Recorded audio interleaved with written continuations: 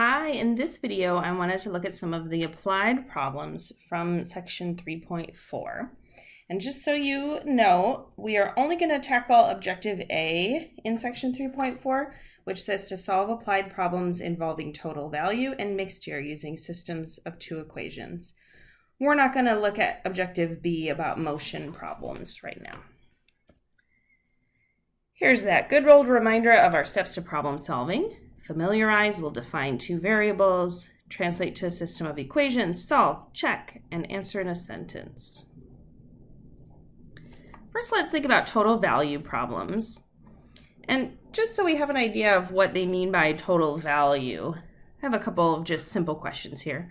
What's the value of 7 nickels? Well, I know that nickels are 5 cents a piece, so 7 nickels times 5 cents a piece would be 35 cents. Right? We multiply the number by the value for each one. Similarly, if candy bars cost $2 each, what's the value of 4 candy bars? Well, 4 candy bars times $2 per candy bar would give you $8. So getting at that idea that the value is the number times the individual value of each. If sodas cost $3, 10 sodas, that's going to be 10 times 3 or $30. And 6 candy bars and 4 sodas, well, we've got a combo here. Candy bars were $2 a piece, and we've got 6 candy bars at $2 a piece. We've got 4 sodas at $3 a piece. The total value of all of those together would be the sum of 12 and 12, the sum of the value of candy bars and the value of sodas, $24. Okay, let's put this together in a context of a bigger problem involving systems of equations, but we'll keep that idea in mind.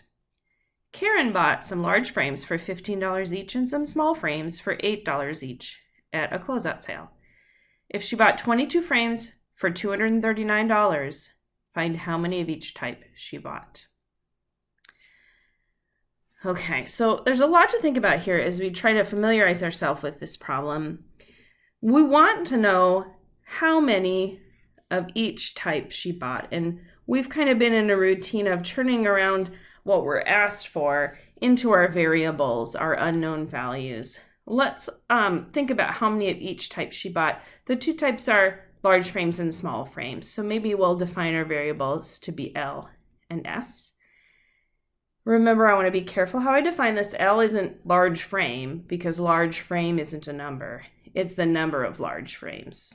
S is the number of small frames. Now, what's tricky here when we think about these value problems, related to the large frames, we have the number of frames, and then we also have the cost of the frames or the value of the frames. And the same with the small frames. We have the number she bought as well as the value of those frames. One thing we could do, and what our book suggests, is to try to organize this information in a table. Let's look at large frames and small frames. And with each type of frame, we can associate a few different values here, a few different things. There's the number of large frames and small frames. There's the value of each, and then there's the total value. And over here, I could make a third column of our totals. For large frames, the number of large frames we called L, the number of small frames we called S. The total number of frames is given in the problem, actually, 22 frames total. Large frames we know are $15 each, and small frames are $8 a piece. And as we saw on our previous slide, that means the total value of large frames is, well, 15 times L in dollars here. Maybe I'll put a dollar sign over here. 15 times the number of large frames. And the total value of small frames is $8 times the number of small frames. That total value altogether should be that entire amount of money that she spent, $239. As I think about the number of frames and the value of frames, I can see two different equations popping out here relating these. The total number of frames is 22. The total value of frames is 239. There's my system of equations. I could solve this system using either substitution or elimination. I think they're kind of equally simple in this case because I could easily solve the top equation for L or S and substitute, or I could easily do a product by the top and find the value that way. I think I will go ahead and maybe solve this for L and do a quick substitution in here. So solving this system, 15 times 22 minus S plus 8S is 239. This isn't the only way to solve this. You should get the same answer, however you choose to solve it. I'm just going to jump ahead and show you my solution, but you can pause and take a look and make sure that you get the same thing. I like to write my sentence first. I know that's not what the book says, but it helps me think about this. I want to know how many of each type she bought. So I'll say she bought 13 small and 9 large frames. There's my answer, and let's just do a quick check over here to be sure. Going back to the words of the problem, it says she bought some large frames and some small frames, 22 frames for $239. Let's see, that is 22 frames. And if she bought 13 small frames at $8 a piece and 9 large frames at $15 a piece, let me do that calculation to check here. That's $239, so that checks. Looks good. Kevin's Floral Emporium offers 2 types of sunflowers for sale by the stem. When in season, the small ones sell for $2.50 per stem and the large ones sell for $3.95 per stem. One late summer weekend, Kevin sold a total of 118 stems for $376.20. How many of each size did he sell? Okay, let's jump right in. We want to know how many of each size he sold. So let's let X be, let's see, it's 2 types of sunflowers, small and large. Let's make this the number of small sunflowers. Maybe I'll let Y be the number of large sunflowers. You can use any variables you want. And I think in order to wrap my head around this, I'm going to do the same thing and make a table. I've got one made up here. We've got large and small sunflowers and the total in my columns. And my rows say number of stems, cost per stem, and then the total cost. The number of large sunflowers, I guess I called that Y, and the number of small flowers we called X. We know there's a total of 118 stems, given right here. The cost per stem, although large sunflowers are $3.95 and the small sunflowers are $2.50. If the large sunflowers are $3.95 a piece, the total cost or total value would be $3.95 times Y. And the value of the small sunflowers is $2.50 times X. I'm given the total value right here in the problem, $376.20. Great. I can again turn these 2 rows into equations. The first equation is about the total number of stems, and the second equation about the total value.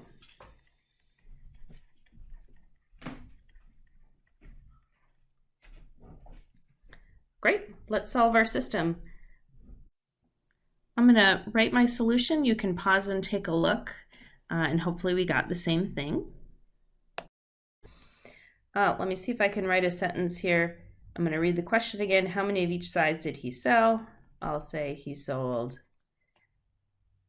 56 large and 62 small sunflowers. I'll leave the check to you. Let's look at mixture problems, which is the other part of this section. Let's look at this problem.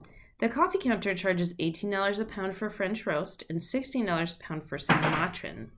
How many of each type should be used in order to make a 20-pound blend that sells for $16.70 per pound? So there's a lot to think about here, but we're going to be mixing the two types of coffee, and the new price is between the price of the other two types of coffee. And we'd like to figure out exactly how we should mix them for that price point. I'll start just like we've been starting all of these. How many of each type should be used? So let's define our two variables, X and Y, to be those two different types of coffee. So first it was the French roast and then the Sumatran. In fact, let's use F and S. And again, F equals French roast doesn't make sense. It's the number of pounds of French roast that we want to mix. And then S is the number of pounds of Sumatran. In these mixture problems, it's also a good idea to make a little table of information here. So this looks good. The number of pounds of French roast we called F, the number of pounds of Sumatran we called S. And we are told in here that we want to make a 20-pound blend. We want 20 pounds when we combine them, right? There could be lots of ways to combine this. We could have 8 pounds of French roast and 12 pounds of Sumatran, 10 pounds of each, 5 pounds of one and 15 of the other. We want to specifically combine it so that the value comes out to $16.70 per pound. So let's think about this. The cost per pound of the French roast is $18. The cost per pound of the Sumatran is $16, and we want the total or the mix to come out to $16.70. And remember, the cost per pound is $18. The number of pounds is F. So the total cost of the French roast, or that value of French roast, is 18F. The value of Sumatran is 16S. When we add those up, I don't want to get 1670. Really, if I want to think about the value of my mixture, I need to look at the product, 1670 times those 20 pounds, right? So this is a little bit different in this column. We aren't given the total value, we're just given the value per pound, but we've got 20 pounds, so we can do that product to get our total value or our total cost. Okay, I think we can create a system of equations again from this table. The number of pounds gives us one equation, and the total value gives us another equation. Let me go ahead and multiply. 16.7 times 20 is 334. Okay, so again, just to highlight, this is a little bit different than what we've been doing because we aren't given the total value, we're just given the number of pounds and the value per pound, but we can get it using that product. Okay, from this system of equations, actually I think I'm not going to go through all the solution steps. Let me leave that to you. You can do either substitution or elimination, and I'll tell you what I got, so please do it and let me know if you're getting something different or have questions. When I did this, I got F to be 7 and S to be 13. Let's write a sentence and we'll check it here. So we wanted to know how many of each type should be used, or how much. Really, it should say how much of each type, sorry. How many pounds of each type, or how much. It should be 7 pounds of French roast and 13 pounds of Sumatran. I'll leave the check to you. A 12-ounce can of mixed nuts contains 20% cashews. How many ounces of cashews are there? Well, this is a simple enough question. We've got a 12-ounce can. I just want to know 20% of those 12 ounces. And so remember, to get 20%, we're going to multiply by 0.20. 20% of 12 ounces is going to be 2.4 ounces. Here's another question. It's still not quite our system of equations question, but just to think about this in a little more complex manner, I have 2 cans of mixed nuts, and I'm going to mix them together. One can is that 12-ounce can with 20% cashews, but I've got another can and it's 16 ounces and contains 30% cashews. If I mix those together, how many ounces of cashews do I have in my mixture? So let me think about this. In my larger can, that's the 16-ounce can, we've got 16 ounces. In my smaller can, we've got 12 ounces. So when we mix them, we should have, if we mix the whole thing, we should have 28 ounces, right? The percent of cashews in my large can is 30% cashews, and my smaller can is 20%. I'm trying to figure out how many ounces of cashews are in my mixture. Let's see, my large can, I could figure out the amount by doing this product, 30% of those 16 ounces, and my smaller can, 20% of those 12 ounces. We already figured out this was 2.4 ounces. 16 times 0.3 is 4.8 ounces. If we mix those together, 4.8 plus 2.4, we should have 7.2 ounces in our mixture. So I think we've answered our question right here. No variables here, no unknowns. I'm just trying to wrap my head around what it means to do a mixture of things with different percentages. There are 7.2 ounces of cashews in our mixture. I have 2 cans of mixed nuts that I'm going to partially mix together. One can has 20% cashews, the other contains 30% cashews. I want to create a 40-ounce mix that has 28% cashews. How many ounces of nuts from each can should I use? So wrapping our heads around this a little bit, or familiarizing ourselves, we want 40 ounces of nuts total. So I could use, 10 ounces of one and 30 of the other, 20 from each, 1 ounce of one and 39 ounces of the other. We need to figure out what combination is going to give us a 28% mixture of cashews. So probably we want more from the 30% can than the 20% can to get it to be a little bit stronger than half and half, right? Let me define variables to represent our unknowns. We want to know how many ounces of nuts from each can we should use. So let me define X and Y to be each of those. This is the number of ounces from the 20% can, and we'll let Y be the number of ounces from the 30% can. I have a table here to help us out. The number of ounces in the 20% can we called X, and in the 30% can Y. We know that when we mix them together, we want 40 ounces, right? That's the number of ounces of the entire mix, but then we have the amount and the number of ounces of cashews. So one can here is 20% cashews, the other is 30% cashews, and we want our mixture to have 28% cashews. It's in the middle of 20 and 30, so that makes sense. The amount of cashews that gives us, well, 20% of X would tell us the number of cashews in the 20% can. The amount of cashews in the 30% can, I guess it's the amount in ounces, right, is 0.3 times Y. And in our mixture, well, we know how many ounces and we know the percent, so 28% of 40, or what's that, 11.2 should be the number of ounces of cashews that we have in that mixture. All right, well, I can create two different equations from these rows of my table. X plus Y is 40. This is an equation based on the number of ounces that we're mixing together, the total number of ounces of nuts. And then we have one based on the number of ounces of cashews, right?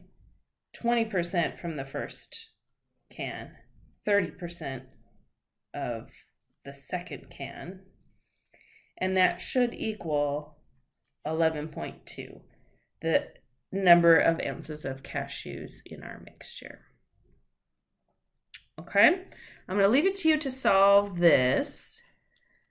8 ounces from the 20% can and 32 ounces of nuts from the 30% can. Let me write that in a sentence. We did say we wanted more of the 30% mixture in order to get that higher percent of 28. It's a lot closer to 30. We can check 8 plus 32 is definitely 40 ounces. And if we do our percentage, 0.2, 20% times those 8 ounces, and 30% times that 32 ounces gives me indeed that 11.2 that we're looking for. Finally, I want to look at a couple mixture problems that involve interest. A person invests money and hopes to get back the original amount, which we call the principal, plus additional money called interest. Hopefully that's a familiar idea. Or maybe they borrow money and they have to pay back that original amount plus interest. The annual simple interest rate is the percentage of the principal that equals the interest earned or paid per year. So just some simple examples to understand that idea. If you invest $4,000 in an account earning 4% annual simple interest, how much interest will you have earned at the end of a year? Well, if 4% is our simple interest rate, we just need to look at what 4% of 4,000 is. And again, we're changing that percent into a decimal in order to calculate with it. If we look at what 4% of 4,000 is, we're going to get 160. This is the amount of simple interest earned on that particular account. Here's another question. If you diversify and invest $3,000 in a high-risk account earning 5% and $1,000 in a lower-risk account earning 3%, how much interest did you earn? Well, we're going to be earning interest from two different accounts. We invested $3,000 and earned 5%, but we also invest $1,000 and earn 3%. This will give us our interest all together. 3,000 times 0.05 is 150 from our first account, and 1,000 times 0.03 is 30 from our second account. That's going to be $180 of interest. Anna and John made two investments totaling $45,000. In 1 year, these investments yielded $2,340 in simple interest. Part of the money was invested at 4% and the rest at 6%. How much was invested at each rate? Well, let's turn that question into a couple of variables. Let's let x and y be our variables. We'll let x be the amount invested at 4%. And then we have the amount invested at 6%. Okay. Let's go ahead and make a table. Again, we've got our two investments, our 6% investment and our 4% investment. And then we know some things about the total amount of interest that we earn and the total invested.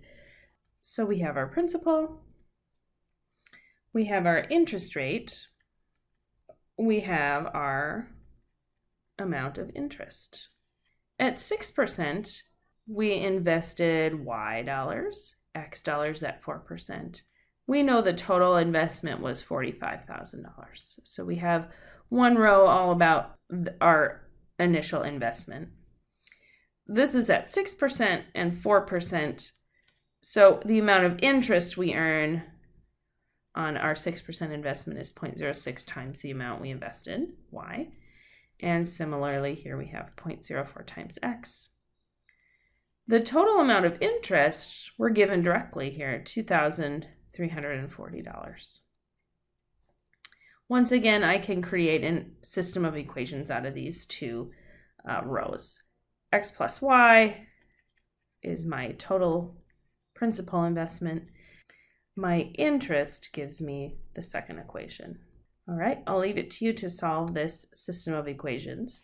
You should get, for X, we get 18,000, and our value of Y is 27,000.